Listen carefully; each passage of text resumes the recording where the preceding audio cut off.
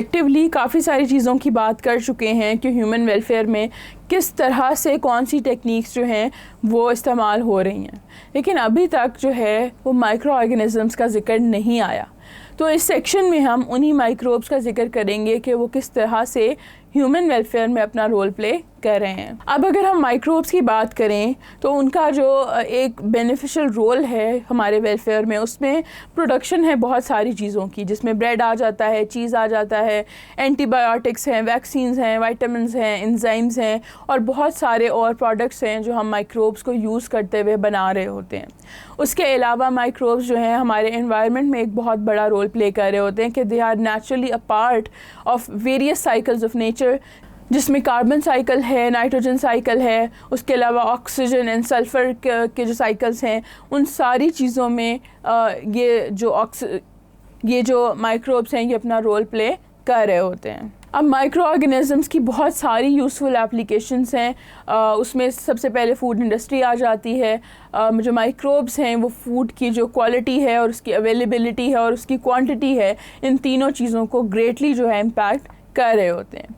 अब अगर हम कुछ माइक्रोब्स देखें कि वो किस तरह से हाउस होल्ड फूड प्रोसेसिंग में इन्वॉल्व हैं और किस सोर्स को हम किस तरह से कन्वर्ट करते हैं, तो सबसे पहले वी हैव पास्चराइज्ड मिल्क।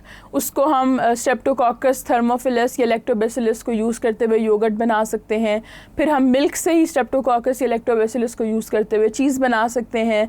हम बहुत सारे ऑर्गेनिक कंपाउंड्स को जब पेनिसिलियम या सैक्रोमाइसीस सर्वेशिया के थ्रू फर्मेंट करते हैं तो हम उससे एसिडिक एसिड या विनेगर बना लेते हैं। देन हम अगर एक मिक्सचर यूज़ करें वीट का और सोयाबीन्स का और उसमें सॉल्ट ऐड कर दें तो उसको हम अस्परजिलस या लैक्टोबैसिलस के थ्रू उससे सोया सॉस भी बना सकते हैं। फिर हमारे पास सीरियल ग्रेन्स हैं जो हम पाउडर फॉर्म में उनको जो है पीस लेते हैं, उसको हम यीस्ट यूज़ करते हुए, सैक्रोमाइसीस यूज़ करते हुए उससे हम ब्रेड बना लेते हैं। अब ये सारी चीज़ें जो हैं ये कमर्शियल स्केल पे भी बनती हैं, बहुत लार्ज किस्म के फर्मेंटर्स में भी बनती हैं और अगर इनको बहुत minute minuscule house hold level पे भी इन चीज़ों को प्रिपेयर किया जा सकता है और ये इन्हीं ऑर्गेनिजम्स के थ्रू होती हैं। अब फूड से हट के अगर माइक्रोब्स का हम इंडस्ट्रियल लेवल पे देखें कि वो किन इंडस्ट्रियल प्रोडक्शन में इंपॉर्टेंट है, तो माइक्रोब्स जो हैं वो हायर यील्ड प्रोड्यूस करती हैं और बहुत इनके हायर जो स्पेसिफिसिटी है टुवर्ड्स देयर सबस्ट्रेट्स और वो बहुत स्पेसिफिक किस्म की प्रोडक्ट्स बनाती हैं। अब एक वाइड रेंज है केमिकल्स की जो कि यूज़ किए जा सकते हैं और उनको प्रोड्यूस किया जा सकता है using certain kind of microbes और certain kind of reaction condition. बहुत सारे कॉम्प्लेक्स केमिकल्स हैं, हार्मोन्स हैं, एंटीबायोटिक्स हैं जो कि हम माइक्रोब्स के थ्रू जो है वो बना रहे होते हैं। इसके अलावा कुछ ख़ास किस्म के आइसोमर्स हैं, अमीनो एसिड्स की बात की जाए तो वो भी हम आर्टिफिशियली सिंथेसाइज कर सकते हैं यूजिंग माइक्रोब्स। तो ये सारी इंडस्ट्रियल प्रोडक्शन में जो माइक्रोब्स का रोल है ये सारी चीज़ें उसको हाईलाइट करती हैं। उसके अलावा जो बैक्टीरिया हैं वो भी माइक्रोब्स हैं, वो सीवेज ट्रीटमेंट में बहुत इंपॉर्टेंट हैं। अब सीवेज ट्रीटमेंट क्या होता है कि it is the process of removing contaminants from waste water and household sewage both effluents and domestic, कि जो हाउस होल्ड वाटर है या इवन इंडस्ट्रियल वाटर है उसमें से हम जो है रिमूव कर सकें कंटामिनेंट्स के, वो आगे हमारे फूड चेन का पार्ट ना बने, वो आगे वाटर में ना ऐड हों, वहाँ से वो जो वाटर बॉडीज़ को कंटामिनेट ना करें, वहाँ फूड सोर्सेज जो फ़िश वगैरह हैं उनको कंटामिनेट ना करें और हमारे तक ना पहुँचें। तो इसलिए हम माइक्रोब्स के थ्रू ये सारी चीज़ें जो हैं ये कंटामिनेट्स रिमूव कर सकते हैं। अब सीवेज को जब ट्रीट किया जाता है तो यूजुअली वो 3 स्टेप्स में ट्रीट किया जा रहा होता है। We have a primary treatment, we have a secondary treatment and we have tertiary treatment. Primary treatment में ये क्या होता है कि हम टेम्परेरीली जो है वो सीवेज को होल्ड करते हैं किसी जगह पे एक बिन के अंदर और वहाँ पे जो भी सेटल्ड और फ्लोटिंग मटेरियल होता है उसको हम रिमूव कर देते हैं कि जो ऊपर तैर है वो भी निकाल दिया, जो नीचे बैठ गया है वो भी निकाल दिया और जो रिमेनिंग लिक्विड है दैट इज़ डिस्चार्ज और सब्जेक्टेड टू सेकेंडरी ट्रीटमेंट।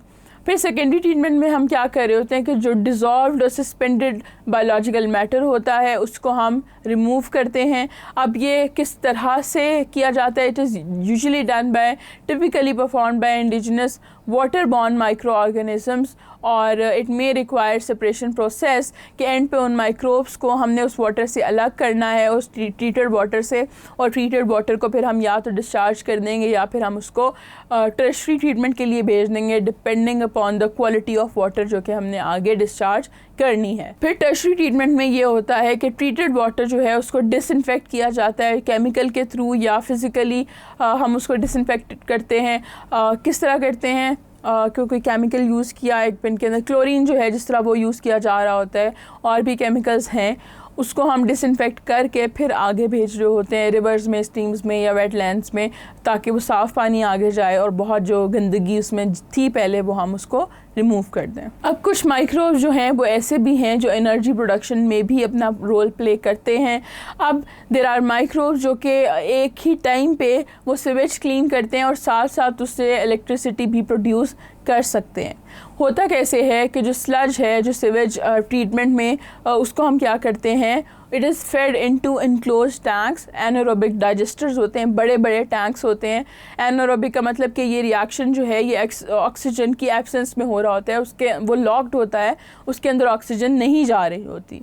उसमें उसको फिर हीट किया जाता है 25 डिग्री सेल्सियस तक, और जब 25 डिग्री सेल्सियस तक हीट होता है तो जो उसमें जितनी भी ऑक्सीजन होती है ऑलरेडी वो कंज्यूम हो जाती है या निकल जाती है। तो जो कंडीशंस हैं उस डाइजेस्टर के, उस टैंक के अंदर, वो एनारोबिक हो जाती हैं। जब एनारोबिक हो जाती हैं तो उसके अलावा वहाँ पे जो मौजूद बैक्टीरिया हैं वो क्या करते हैं, वो डाइजेस्ट करना शुरू कर देते हैं उस वेस्ट को और उससे ऑर्गेनिक कंपाउंड्स बनाना शुरू कर देते हैं। जो बैक्टीरिया होते हैं वहाँ पे वो उस वेस्ट को और ऑर्गेनिक कंपाउंड्स को डाइजेस्ट करते हैं और उससे क्या बनाते हैं, फैटी एसिड्स बना देते हैं, मोनोसेक्राइड्स बना देते हैं और अमीनो एसिड्स बना देते हैं। फिर ये जो अमीनो एसिड्स, पॉलीसेक्राइड, मोनोसेक्राइड्स और फैटी एसिड्स हैं, इन पे फर्दर और बैक्टीरिया हैं जो एक्ट करते हैं और हमारे पास क्या बना देते हैं, ऑर्गेनिक एसिड्स बना देते हैं और अल्कोहल बना देते हैं। अब इस स्टेप के बाद थर्ड पे ये होता है कि हमारे पास ख़ास किस्म के बैक्टीरिया हैं जिनको हम कहते हैं मिथेनोजेंस या मिथेनोजेनिक बैक्टीरिया। अब वो इन ऑर्गेनिक एसिड्स को और अल्कोहल्स पे फीड करते हैं और उनको कन्वर्ट कर देते हैं मीथेन गैस में एंड वाटर में। अब वो जो मीथेन यूजुअली प्रोड्यूस हो रही होती है उसको निकाल लिया जाता है और एनर्जी के सोर्स के तौर पे यूज़ किया जाता है, और it can provide the heat needed to start the reaction, कि उन्हीं डाइजेस्टर को जो हीट शुरू में चाहिए, जो हमने 25 सेल्सियस तक उसको हीट किया था, वो प्रोवाइड कर सकें। या फिर उसके अलावा जब ये काम हो जाता है तो यूजुअली सरप्लस में ही होती है, तो उस हीट को सेंट्रल हीटिंग वगैरह के लिए भी यूज़ किया जाता है। तो इस तरह से जो माइक्रोब्स हैं वो वेस्ट से जो है वो एनर्जी प्रोडक्शन का काम भी कर रहे होते हैं। तो यहाँ पे आपका एक जो चैप्टर है ये ख़त्म होता है। I have tried my level best कि मैं इसमें मौजूद हर छोटे से छोटे कॉन्सेप्ट को अच्छे से एक्सप्लेन करूँ। हमने बायोलॉजी के रोल को बहुत अच्छे से स्टडी किया है ह्यूमन वेलफेयर के लिए, और मेरा नहीं ख्याल कि हमने कोई एरिया छोड़ा है। I hope you understand it really well now. This is your biology instructor Zainul Arfeen from tutorial.pk।